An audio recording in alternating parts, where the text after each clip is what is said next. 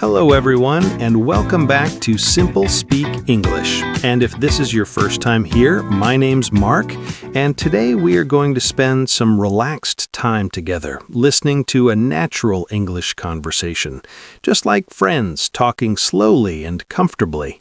Hi everyone, I'm Lily, and we are really happy you are here with us today. Because learning English does not always need to feel like studying. Sometimes it can simply feel like listening to a friendly conversation and enjoying the moment. Yes, and maybe you are listening while driving, or walking, or relaxing at home. And wherever you are, we hope this conversation helps you feel calm while your English improves naturally. I like that idea, learning without pressure. Because when people feel relaxed, they understand more and remember more. That's very true. And before we talk about today's topic, maybe we can start with a little small talk, just like people do in real life when they meet. That sounds good, because real conversations usually begin with simple things, not big topics. So, Lily, how has your day been so far? My day has been good. A little busy, but good, and I actually went for a short walk this morning because the weather was nice, and I noticed that walking helps me think more clearly. I agree. Walking is very helpful, especially when you need a break from work. And sometimes I get my best ideas when I'm not trying too hard to think. Yes, and it also feels good to slow down sometimes, because life can feel very fast. That's true. And interestingly, traveling feels similar because when you travel, you leave your normal routine and start noticing small things again. That's a nice way to describe it, because when you travel, even simple things like buying coffee or asking for directions become small adventures. Exactly. And that actually connects to today's topic because today we are going to talk about learning English through travel conversations. Yes, and many English learners want to travel, or maybe they already travel, but they feel nervous speaking English in real situations. So today we will slowly move into travel situations, starting from simple conversations and then talking about real experiences, funny moments, and natural dialogue that travelers have. And remember, our goal is not fast English, but clear and natural English, so you can follow comfortably. So let's imagine something simple. Maybe we are planning a trip together, and the conversation starts before the trip even begins. Yes, because travel conversations often begin with planning, like asking, "Where should we go this year?" I like that question, and I might say, I want to go somewhere relaxing, maybe a city where we can walk a lot and try local food. That sounds nice. And I would probably answer, "I want somewhere with good weather because I don't want to carry heavy jackets." That's very practical thinking. Planning a trip is exciting because you imagine new places and new experiences. And people often talk about simple things first, like flights, hotels, and how long to stay. Yes, like saying, "Do you think 3 days is enough or should we stay longer?" And usually the answer is longer, because trips always feel too short. That is very true. And then comes packing, which can also be stressful. Packing is always difficult because you don't know what you will really need. I always pack too much, and then I don't use half of the things I bring. I think many travelers do that. So now let's imagine we arrive at the airport, and this is where many English learners feel nervous because they need to speak English with strangers. Yes, but airport English is usually simple and polite. For example, saying, "Hello, I would like to check in for my flight." And the staff might say, "May I see your passport, please?" These are short and clear conversations, and after a few times, they become easy. I remember the first time I traveled alone, I felt nervous speaking English. But after the first conversation, I felt much more confident. Confidence grows very quickly once you start speaking. After arriving in a new city, people usually talk about transportation, like asking, "Should we take a taxi or the train?" And I usually say, "Let's take the train. It's cheaper and we can see the city." Yes, and looking outside the window for the first time in a new place always feels exciting. Traveling wakes up your curiosity. And it also creates funny moments sometimes. Oh yes, like when you misunderstand something.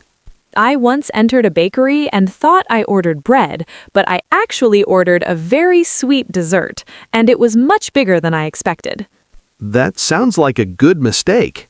Yes, and I ate all of it anyway. Food mistakes are common while traveling. And these experiences make conversations more memorable, which also helps language learning. Later, when travelers arrive at the hotel, another simple conversation happens.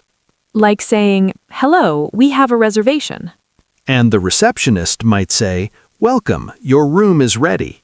These situations repeat during travel, so learners hear the same patterns again and again. After checking in, most people want to go outside and explore, even if they are tired. Yes, because everything feels new and interesting. Walking in a new city often leads to spontaneous conversations. Like asking someone, "Excuse me, is this the way to the city center?" And people usually help, even if the explanation is not perfect. One time, someone tried to explain directions to me for 5 minutes, and I still got lost, but we both laughed about it.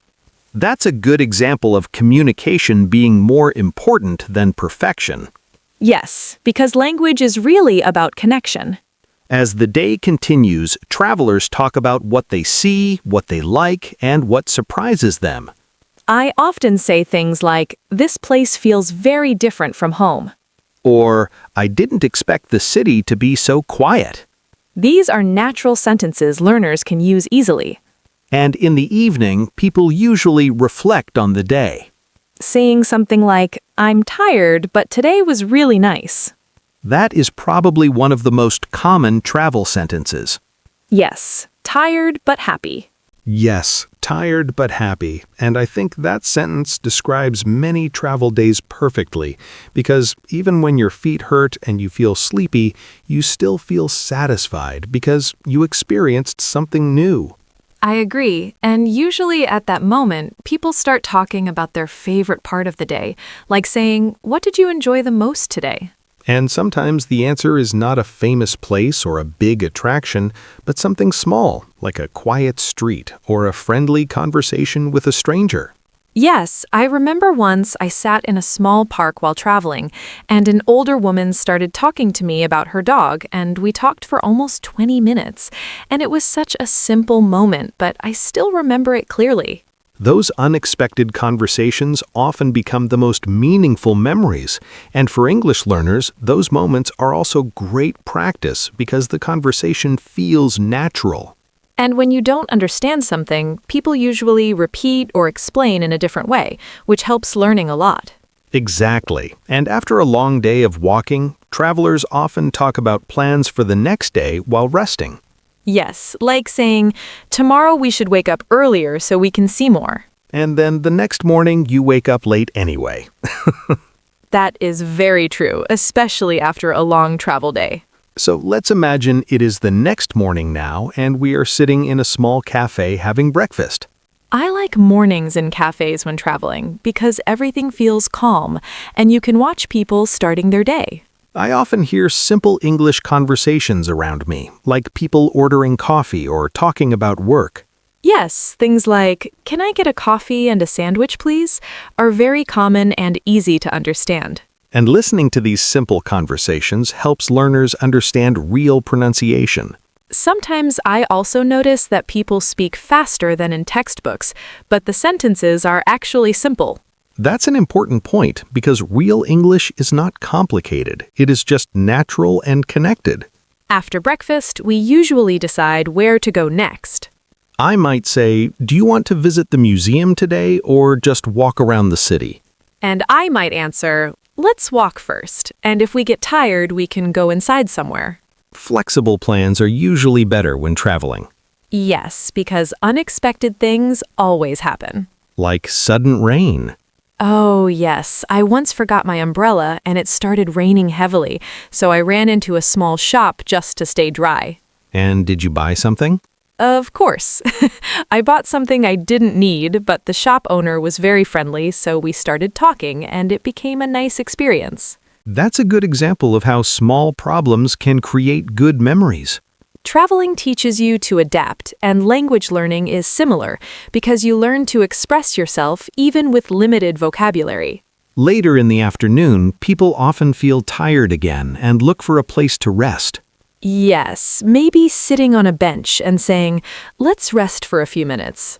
And then those few minutes become 30 minutes. Especially if the weather is nice. During these quiet moments, conversations often become more personal. Yes, like talking about childhood trips or favorite travel memories. I remember my first trip abroad. I was nervous about everything, even ordering food. But after a few days, I realized people were very understanding. That is an important realization for learners, because many people are afraid of making mistakes, but mistakes are normal. And sometimes mistakes make conversations more human and friendly. I once mixed up words and accidentally told someone I was boring instead of bored, and we both laughed a lot. That's a classic mistake. Yes, and after that moment, I felt less afraid of speaking. Humor helps reduce fear, and when you laugh, you relax. In the evening, travelers often look for dinner and talk about food again. Food is always part of travel conversations. Yes, saying things like, "What do you feel like eating tonight?" And sometimes both people want different things. That happens often, but usually you find something both people enjoy. I like trying local food, even if I don't know exactly what it is. Me too, although sometimes it is a surprise. Good surprise or bad surprise? Usually good, but once I ordered something extremely spicy again, and I learned my lesson. Traveling teaches many lessons. After dinner, people often walk slowly and talk about the day again. I like asking, what surprised you today? That question makes people think, and the answers are often interesting. Sometimes the surprise is how kind people are. Yes, or how different daily life feels in another country. And these reflections help travelers appreciate the experience more. At night, when returning to the hotel, conversations become more quiet. Yes, people speak more slowly because they are tired. Saying simple things like, "I'm glad we came here." Or, I wish we had more time. Trips always feel short at the end. And on the last day, people often talk about returning home.